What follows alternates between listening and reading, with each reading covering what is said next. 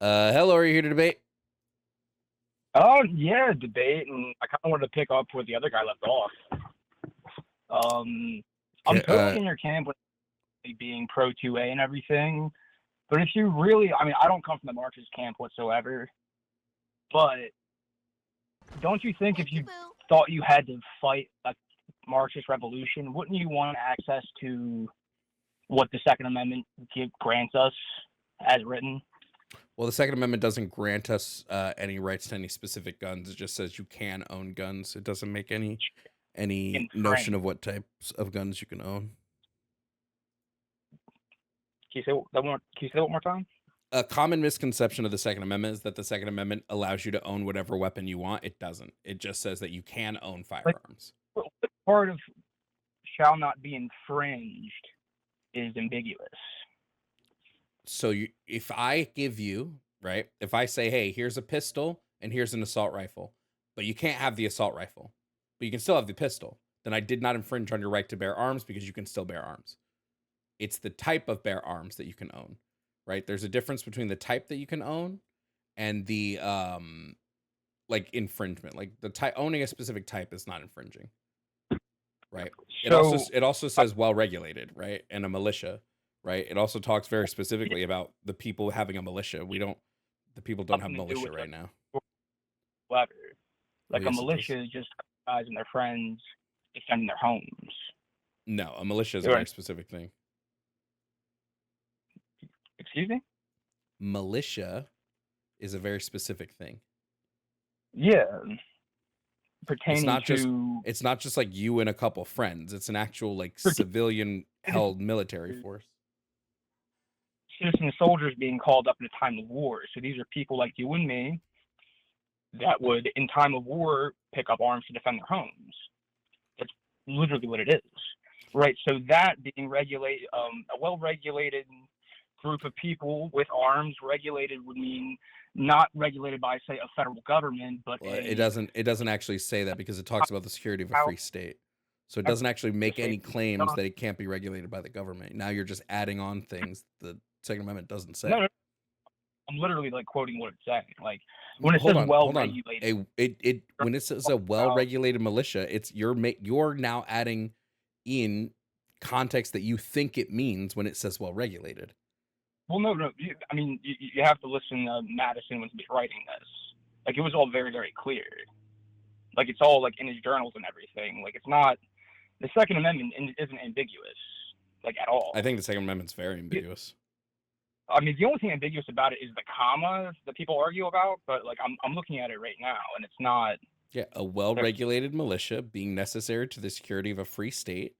The right of the people to keep and bear arms shall not be infringed. Nobody is infringing on your ability to keep or bear arms. You can still do this. You can still keep and bear arms.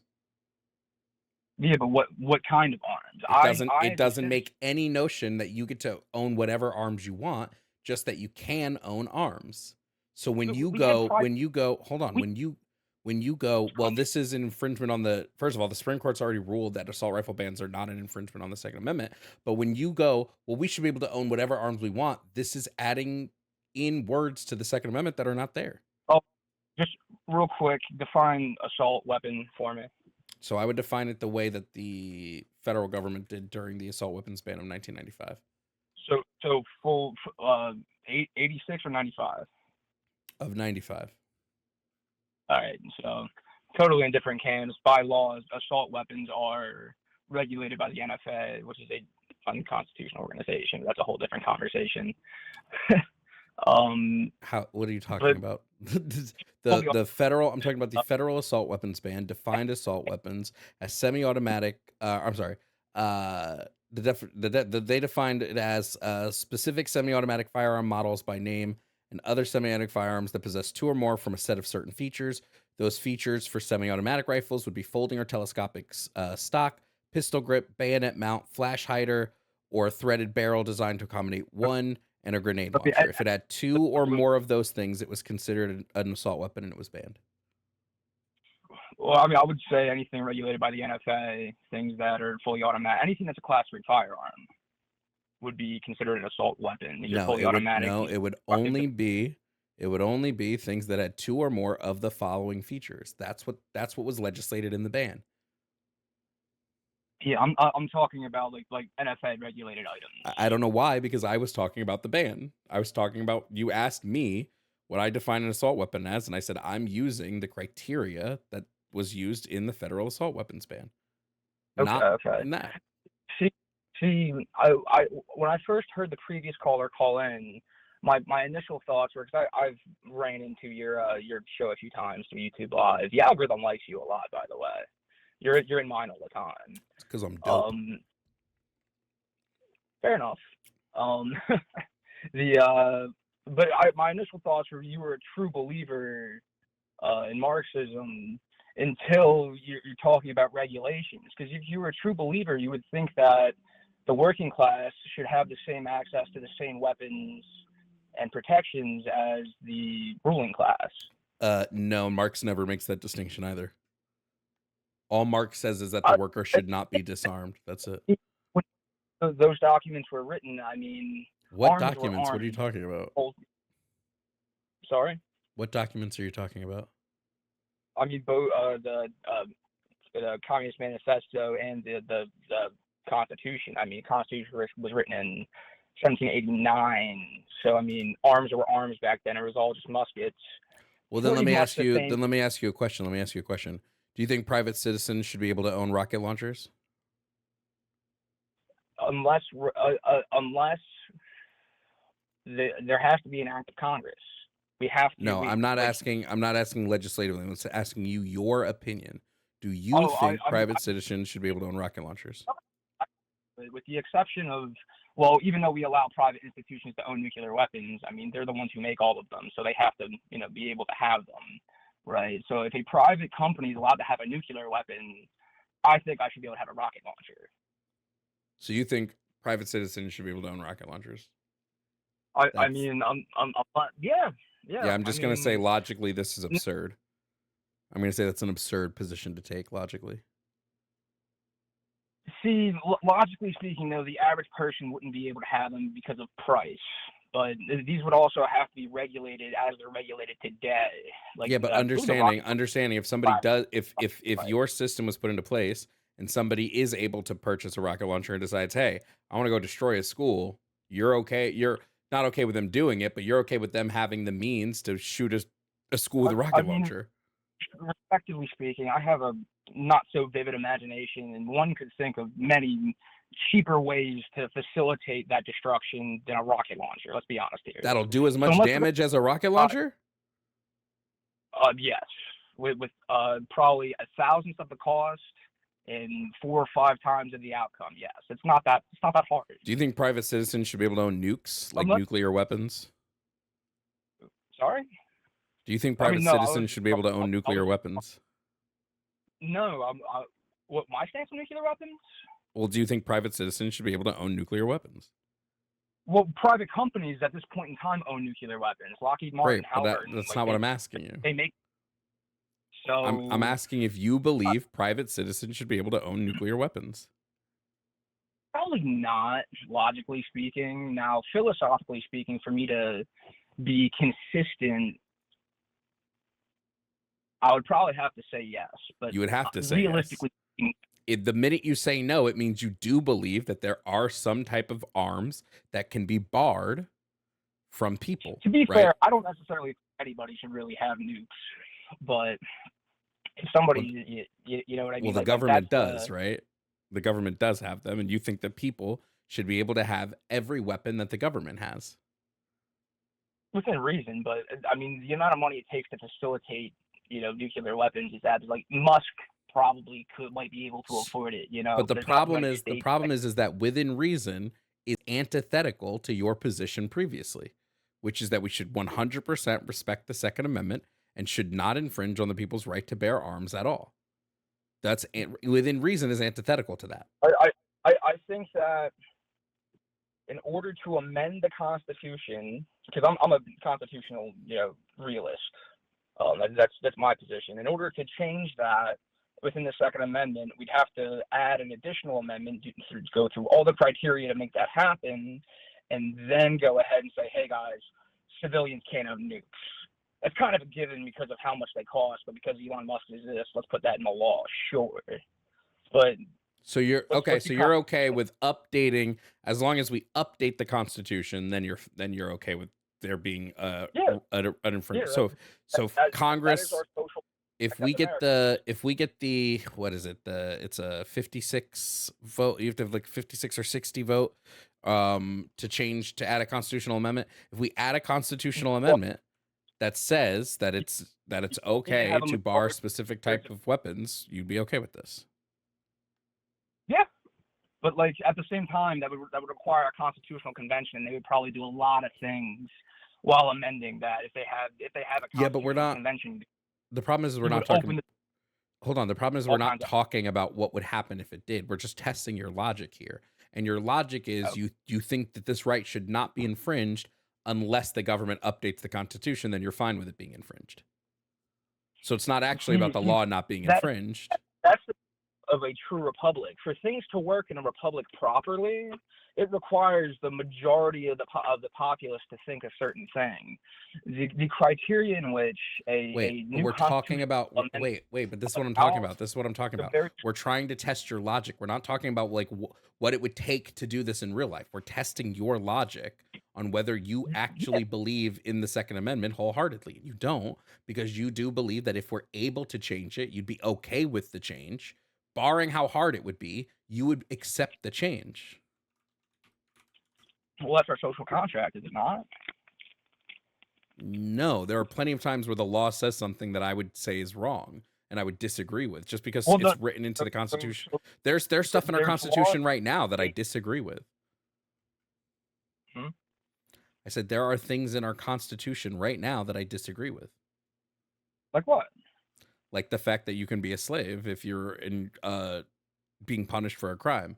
I would disagree with this because I'm Well, wholeheartedly against slavery. that's a fair point. I don't like the wording on that, but that's basically saying like if you break the law, we can put you in jail. Like that's No, the wording is literally if you break the law, you can be a slave. And there are states that engage in slavery. For instance, Texas does not pay its prisoners any amount of money to do prison labor, and then will force them to do labor with threat of loss of privileges or being thrown into solitary. This is slavery. listen. I don't like.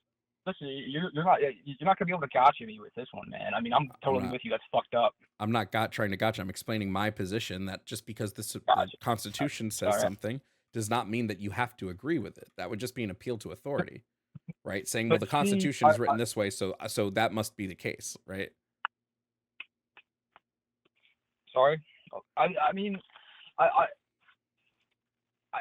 don't perceive the Constitution as a religious document by any means, but I would say that in terms of preserving liberty, which is my I'm your garden variety libertarian. I just don't want to be fucked with by the government. That's my whole position, and I think that the Constitution of the United States of America does the best job of not allowing the government to fuck with you. The first 10 amendments are literally the rules of what the government can't do to us. You know what I mean? There's no other founding document that's like that in the entire world. And I think that other countries have constitutions, by the way. Sorry? Other countries have constitutions. Well, of course they have constitutions, but our constitution specifically is geared towards limiting the government's power. And that's been bastardized over the course of 250 years, and that's kind of how things go over time. People coalesce, and you might like this one.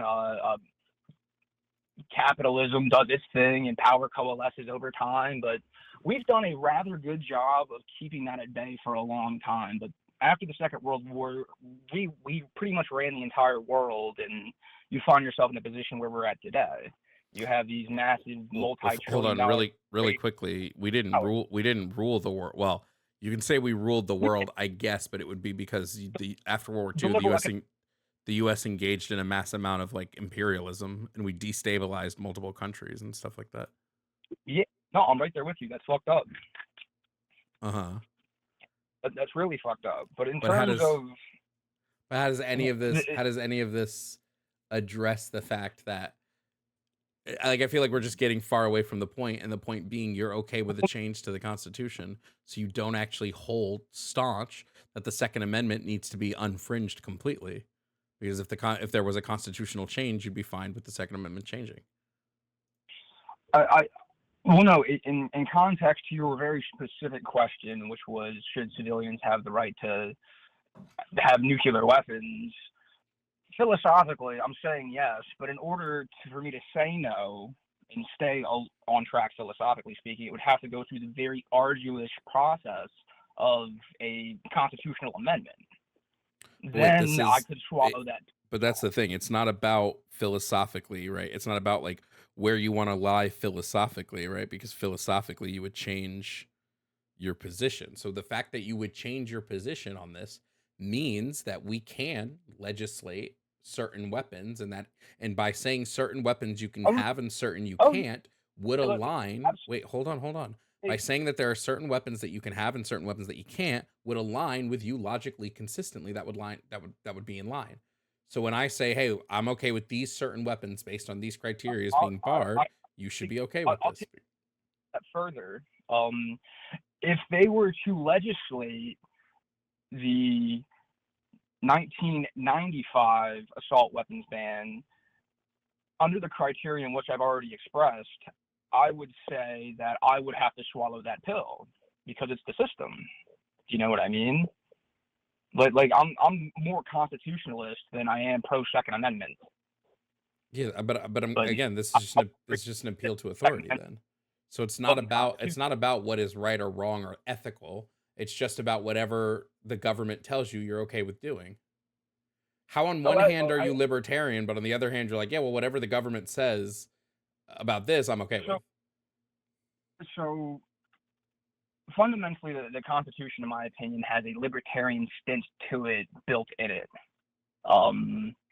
Most of my views are libertarian. I'm not one of these complete anti-government Hawaiian shirt wearing bros. That's not really my camp. I'm not necessarily the MAGA camp, even though I'm going to want to voting for the guy. I would probably say I'm more constitutionalist, and that's the process in which we have. So I mean, I'm not really sure what you're arguing here. That I'm for the way the system works, but the way the system's supposed to work. Because right now, all the gun laws that we have on the books are or non-constitutional. Based on what? Based on what? I mean, we're going to argue the definition of the Second Amendment, and we're going to go back in circles here. But at the very end, it shall not be infringed. Right? That's not ambiguous at all. No, it's saying that your ability to own guns shouldn't be infringed, not the type of guns. It doesn't make any claim about the type, just that you should be able to own, that you should be able to bear arms. There was one type of arm, muzzle-loaded black powder operated firearms. That doesn't matter. If you're going to be a constitutionalist, we have to be strict to what's written in the Constitution. We can't say, well, this was written this way, but now the world is different, so we have to apply it differently. Not if you're a constitutionalist, you can't. That's the whole point of being a constitutionalist, is that they're very hard lined, and that the Constitution was written the way the Constitution was written, and there's no changing it. Man, I feel like you're not being honest with me here. Like, we're just kind of going in circles. What am I not being honest about? So, just intellectually honest, there was a single type of firearm when this was written. So, when the spirit in which this was written was the people should have the same amount of armament that the government has, and there shouldn't be a limitation, for the reason that if the government were to get tyrannical, and this goes along with your idea of if big capital were to get too tyrannical, the people, the proletariat, would be able to rise up against that and overthrow that imbalance in power, right? And my argument is saying that we should have the same armaments that they have, but you're arguing the same thing, but then saying we should have less. It's not intellectually honest. No, my argument is that the Second Amendment does not tell us that certain types of weapons should or should not be restricted. All it says is that you should have the ability to bear arms. So as long as you still have the ability to bear arms, you are still abiding by the Second Amendment. Otherwise, Right? the Supreme Court would have struck down. Otherwise, the Supreme Court would have struck down the assault weapons ban when we had it in '95, but they didn't because it I doesn't think go that they against the Constitution. And we're looking now at a more right-leaning court in which we're going to have these rights enshrined in law now. Well, then you're admitting that the Supreme Court is just biased. That the Supreme Court, you're just admitting the Supreme Court currently is biased and is just going to do what right-leaning people want them to do, as opposed to actually putting in the doctrine. Well, absolutely, the court is biased, and it shouldn't be. It absolutely should not be, but it is, and it has been for 100 years. Yeah, since the adoption of the Federal Reserve Bank, the court's been politicized. Yeah. So again, just to be logically consistent, you believe that people should be able to own nukes. Yes, but I think we should get a really, really fast start on getting together the Constitutional Convention with the how many amendments do we have? 27, 28? We wouldn't need to do, we shouldn't have to do any of that. It should just not be illegal to own nuclear weapons. For anybody. What's up? It should not be illegal for any single person to own nuclear weapons.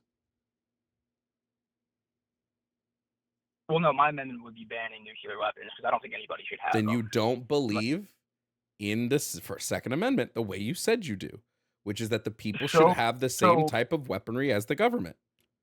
Yeah, I don't think the government should have them. So I'm still logically consistent. I don't think anybody should have them. I think, I think the amount of destruction one guy can do with a flip of a switch is absolutely insane. Sure. Do you think the government should be able to own bombs? You know you're going to say yes. I don't even know why you're deliberating it. So, along with my libertarian streak, I'm very familiar with what war brings. I've been to the third world several times, seen conflict. War is bad. Anybody that's been around it or conducted it will tell you that. At the same time, one should be able to conduct war in the means of defense, and that's the government's real only job, in my view, is to keep us from being invaded, right? So do I think that they should have some adequate tools to make sure that doesn't happen? Yes. Should we be strategically bombing civilian cities? No.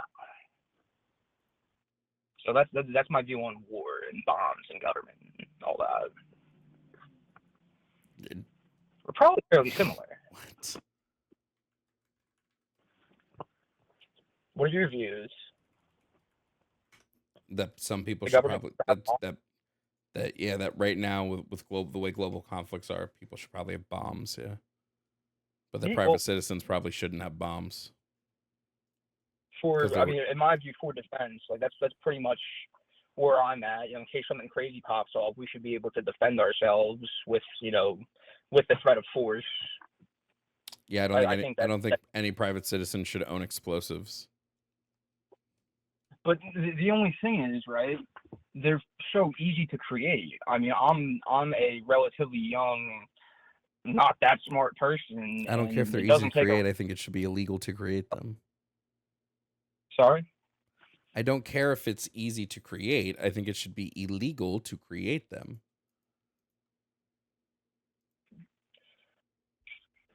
Sure. I mean, so... Then you agree, if you said sure, if you think it should be illegal to create them, you agree that people should not have all the same weapons that the government has. So you disagree with your own point logically. Really, really big difference from being a backyard chemist than producing or procuring a pre-made product and then blowing shit up on a range or something like that. Like Semtex and C4 TNT, stuff like that. You can literally build a house out of C4. Unless you touch it with 2 electrodes, it's not going to blow up. Just answer me a question. Are there weapons that the government has currently that you think private citizens should not have? How big's your checkbook?